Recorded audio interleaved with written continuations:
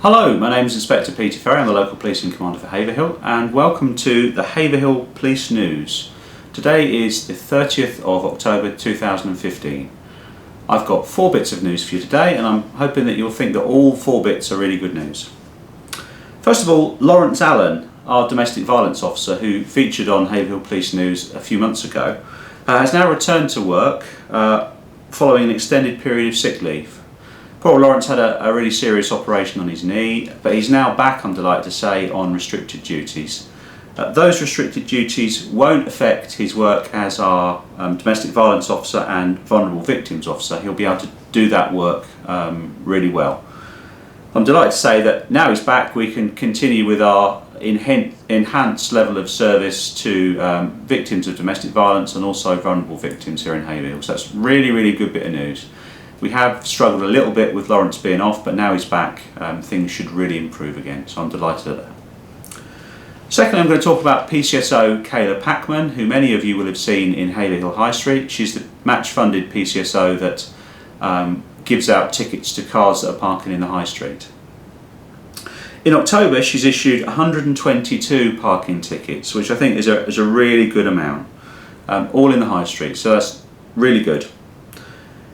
Also during October, a ticket that she issued way back in December 2014 was taken to court. The person that was given the ticket didn't agree with the reasons that they were given the ticket, so they took it on appeal to Ferrie Magistrates Court. I can tell you the result now. The person had to pay a total of £250 at Ferrie Court. That included the original £30 fine, a victim surcharge of £20 and also court costs of £200. So instead of paying their £30 fine, they took it to court and were fined a total of £250 with everything lumped in together.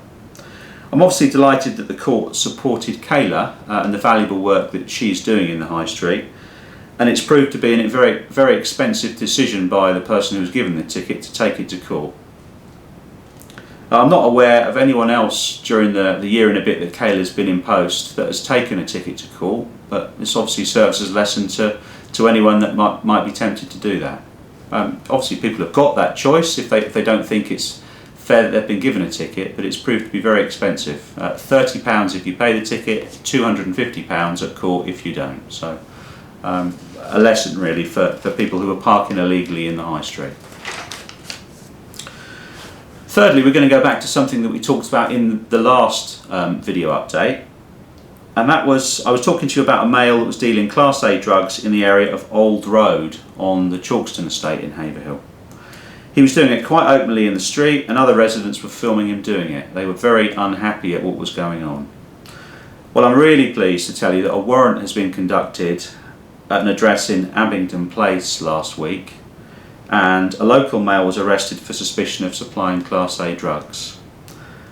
When the search was done on his home address, 60 wraps of what's believed to be crack and heroin were found hidden under his bed, and also a quantity of cash was also seized.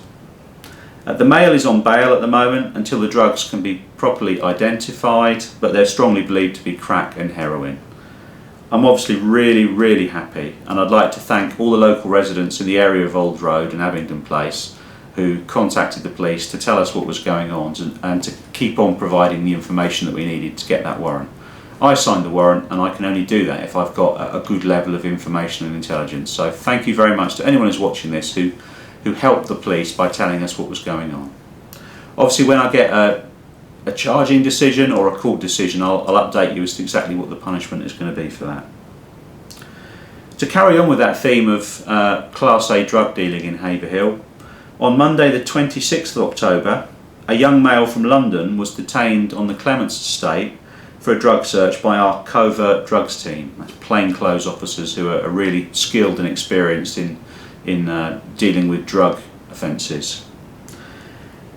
He was stopped in an area that's commonly known as Dog Shit Alley on the Clements. Not a very attractive name, but that's what everyone on the estate calls it. He was found initially in possession of cannabis and was taken back to Haverhill Police Station for a strip search. During this search, the police then found 29 wraps of what's believed to be crack and heroin hidden in his underpants. Money and phones were also seized from this male, and he's been bailed to return to Bury again for a proper analysis of the drugs, but again strongly believed to be crack and heroin. So those two stories really, the last two, they really show you that if we get good information from the public, we can do an awful lot to crack down on Class A drug dealing in Haverhill. I've said before, it really is vitally important that anyone that's looking out of their window at home, or they're walking along a particular street on one of the estates in town, and they see someone strange that they don't recognise, somebody that might have moved in from London in the last week or so, or moved in from outside, and they are involved in what's believed to be drug dealing, you must tell the police. If you tell us, there's something we can do. We have a highly trained and experienced drugs team. We've also got a lot of really proactive officers here in Haverhill. We will come out and we will do our absolute best to grab hold of these people and get them put before a court. So don't be afraid of ringing us. We won't tell anyone else who's given us the information, but we really do need more information. In the last week or so, we've got two really good arrests there of what we believe are Class A drug dealers, one from London and one local. Please keep up with the information, let us know, and we will be able to do something about it. So until next time, thank you very much, and hopefully next time I'll have some more good news about being able to arrest and deal with drug dealers in town. So thank you very much. See you again.